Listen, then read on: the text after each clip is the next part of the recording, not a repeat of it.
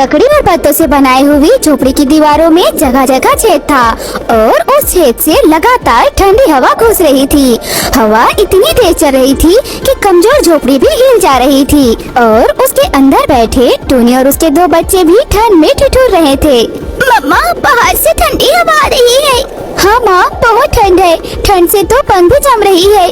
टूनी एक माँ थी और एक माँ होकर भी अपने बच्चों को ठंड से बचा नहीं पा रही थी, इसीलिए उसकी आंखों से आंसू छलकने लगते हैं। क्या करूँ मेरे बच्चों, मैं तुम लोग को इस कड़कड़ाते ठंड से बचा भी नहीं पा रही। मैं बहुत बुरी माँ हूँ। रोइए मत माँ, आप बहुत अच्छी हो, आप बहुत ही अच्छी हो। हाँ मम्मा, आप तो बेस्ट मम्मा हो। बस ये ठंड का मौसम ही थोड़ा बदमाश है।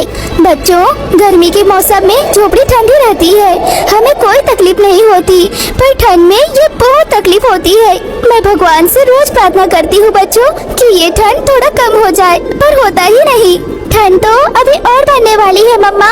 मैंने सुना है कि बर्फ का तूफान भी आने वाला है। तब क्या होगा मम्मा? हम तो बर्फ में दब जाएंगे और मर जाएंगे। तीनों माँ और बच्चे बैठकर अपना धूप बांटने लगे। पूरी रात तीनों सो नहीं पाए। अगले दिन सुबह धूप निकली और तीनों काम पर निकल गए। तीनों एक सेठ के यहाँ मिट्टी के बर्तन बनाने का काम करते थे। मिट्टी का मटका, कटोरी ये सब बनाया करते थे। आज भी वही करने चले गए। क्या बात है, आज इतनी देर क्यों हो गई? कल पूरी रात ठंड की वजह से सो नहीं पाए थे मालिक। क्या बात कर रही हो? ठंड तो मेरे घर पर भी थी, मैं तो मजे से सोया। आपके पास तो पक्के मकान है सेठ जी, और आपके पास रजाई भी है, इसीलिए आप अच्छे से सो पाए। केवल रजाई ही नहीं, रूम हीटर भी है। गरीब नहीं है मैं तुम लोग की तरह। रूम हीटर वो क्या होता है सेठ जी? रूम हीटर बिजली से चलता है और पूरे कमरे को गर्म रखता है। अरे वाह सेठ जी, ये तो मजेदार चीज है।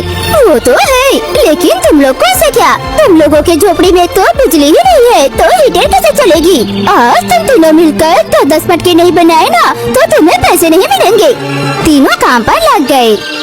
धीरे धीरे ठंड बढ़ने लगी और सेठ उन तीनों के सामने गर्मा गर्म चाय पीने लगे। सर्दी में गर्मा गर्म चाय पीकर तो मजा ही आ गया। सेठ जी, हमें भी थोड़ी चाय दो ना। चल फूट, चाय पिएगी, काम कर पहले।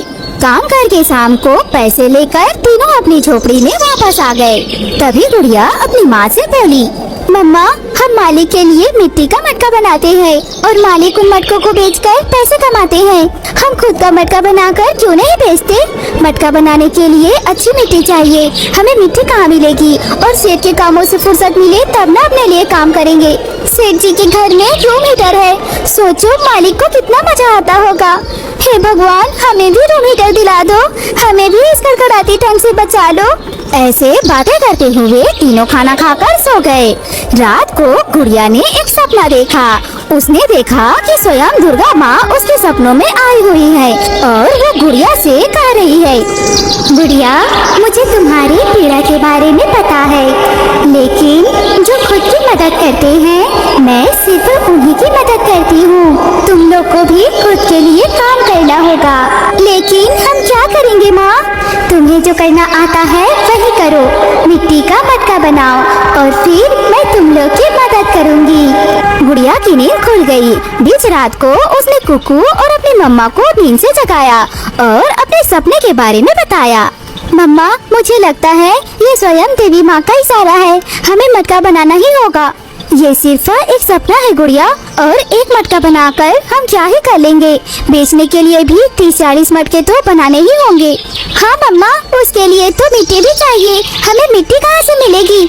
आसपास से मिट्टी उठाकर लाएंगे ना। हमें कोशिश तो करनी ही होगी। बिना कोशिश के कोई सफल हुआ है क्या? गुड़िया मिट्टी के बारे में बोल ही रही थी, तभी भयानक बर्फबारी शुरू हो गई। तीनों माँ बच्चे ठंड के मारे कांपने लगे। अरे बाप रे, अब तो बर्फबारी भी शुरू हो गई। झोपड़ी के अंदर भी बर्फ घुस रही है। झोपड़ी के अंदर छेद था, इसीलिए झोपड़ी के अंदर भी बर्फ घुस रही थी, जिससे तीनों को और भी ठंड लग रही थी। कांपते हुए तीनों ने रात बिताया। अगले दिन तीनों झोपड़ी के बाहर निकलकर देखा कि चारों तरफ बर्फ ही बर्फ है। ये क्या हुआ? अब हमें मिट्टी कहाँ मिलेगी? देखा गुड़िया, मैं तो बोल ही रही थी, वो सिर्फ सपना था।